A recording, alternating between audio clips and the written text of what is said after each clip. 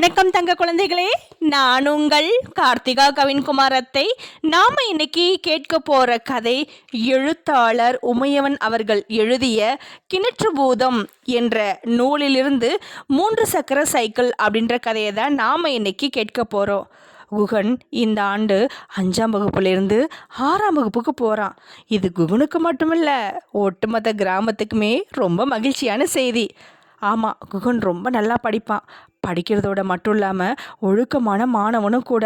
வீட்டு பாடங்களை அவங்க டீச்சர் சொல்கிற மாதிரி தவறாமல் முடிச்சுட்டு வருவான்.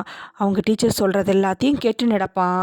அப்புறம் அவனுக்கு பாடத்தில் ஏதாவது சந்தேகம்னா அதை குறித்து வச்சுட்டு ஆசிரியர்கிட்ட வந்து கேட்டு தெரிஞ்சுக்குவான். அதுக்கப்புறம் காலத்தி இந்த ஆண்டு 8ஆம் வகுப்பு போகிறான். குகனும் காலத்தியும் ரொம்ப நெருங்கிய நண்பர்கள். 3ஆம் வகுப்பு வரையும் 2 பேரும் ஒன்றா தான் படித்தாங்க.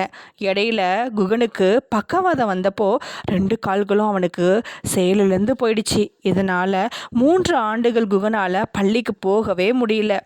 தன்னுடைய உடல் குறைபாடு நினச்சி பள்ளிக்கு போகவே முடியாதுன்னு முடிவு பண்ணான் குகன். ஆனால் காலத்தி தான் ஒரு வழியாக அவன்கிட்ட சொல்லி சொல்லி அவனை பள்ளிக்கு அழைச்சிட்டு வர ஆரம்பித்தான். குகனை பள்ளிக்கு அழைச்சிட்டு வரத்துக்கு அவன் நண்பர்களெல்லாம் ஒன்று சேர்த்து 3 சக்கர சைக்கிள் ஒன்று வாங்கி கொடுத்தான். நண்பர்களோட இந்த செயலை பார்த்து குகனுடைய அம்மாவுக்கு இப்போ கொஞ்சம் நிம்மதியாக இருக்குது. காலத்தி தினமும் காலையில் பள்ளிக்கு போகும்போது குகனை 3 சக்கர சைக்கிளில் உட்கார வச்சு தள்ளிக்கிட்டே போவான். காலத்தி 3 சக்கர சைக்கிளை தள்ள குகன் அவனோட கைகளால் சைக்கிளை ஓட்டுவான். குகனை தொடக்க பள்ளியில் விட்டுட்டு காலத்தி அதுக்கப்புறம் அவன் படிக்கிற உயர்நிலை பள்ளிக்கு போகணும். இந்த ஆண்டு 2 பேருக்கும் ஒரு புதிய சிக்கல் காத்திருக்கு. அது அந்த பள்ளத்து மேடு தான். ஆமாம், இந்த ஆண்டு குகன் 6ஆம் வகுப்புலேருந்து காலத்தி படிக்கிற உயர்நிலை பள்ளிக்கு தான் போகணும். 2 பேரும் ஒரே பள்ளி தான். இருந்தாலும் கொஞ்சம் தூரத்தில் இந்த பள்ளிக்கு சைக்கிளை தள்ளிட்டு போகிறது ரொம்ப சிரமம். இந்த வழியில் நிறைய பள்ளம் மேடுகள் அதிகமாக இருக்கும். குறிப்பாக அந்த பள்ளிக்கு பக்கத்தில் உள்ள அந்த பெரிய மேடு அப்பப்பா ரொம்ப சிரமமாக இருக்கும். இந்த மேட்டில் குகனை உட்கார வச்சு சைக்கிளை தள்ளுறது ரொம்ப சிரமம். கோடை விடுமுறை முடிஞ்சு பள்ளி தொடங்க ஆரம்பிச்சுது. முன்னாடியை விட இப்போ 2 பேரும் கொஞ்சம் சீக்கிரமாகவே தயாராகி பள்ளிக்கு கிளம்பிட்டாங்க. எப்படியோ ஒரு வழியாக கஷ்டப்பட்டு சைக்கிளை தள்ளி அந்த மேட்டில் ஏற்றிடுவான் காலத்தி. தன்னுடைய நண்பர்கள் தனக்காக இவ்வளவு சிரமப்படுறதை நினச்சி ரொம்ப வருத்தப்பட்டா குகன். இருந்தாலும் காலத்தியோட அன்பு கட்டளையை ஏற்றுக்கிட்டு தினமும் தவறாமல் பள்ளிக்கு வருவான் குகன். இப்படியே சில நாட்கள் போயிட்டே இருந்தது. இப்போல்லாம் காலத்தியால் முன்னாடி மாதிரி வேகமாக சைக்கிளை தள்ள முடிகிறதே இல்லை. தினமும் அவன் வகுப்புக்கு ரொம்ப தாமதமாக தான் வந்துட்டு இருந்தான். அன்னைக்கு கணக்கு பாடம், முதல் பாட வேலை. நாளைய வகுப்பு ரொம்ப முக்கியமானது. யாரும் லீவ் எடுக்கவே கூடாது. அவசியம் தவறாமல் சரியான நேரத்துக்கு முன்னாடியே வந்துடணும் அப்படின்னு கணக்கு ஆசிரியர் சொல்லியிருந்தார். எவ்வளோ முயற்சி செஞ்சும் காலத்தியால் பள்ளிக்கு சரியான நேரத்துக்கு வரவே முடியலை. காலத்தி வகுப்புக்கு வரத்துக்கு ரொம்ப தாமதமானுச்சு.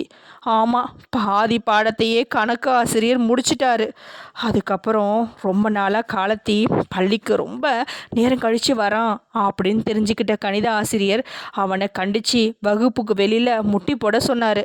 காலத்தியும் சரியான நேரத்துக்கு பள்ளிக்கு வரவே முடியல. அவனுக்கு ரொம்ப கவலை தாங்கலை.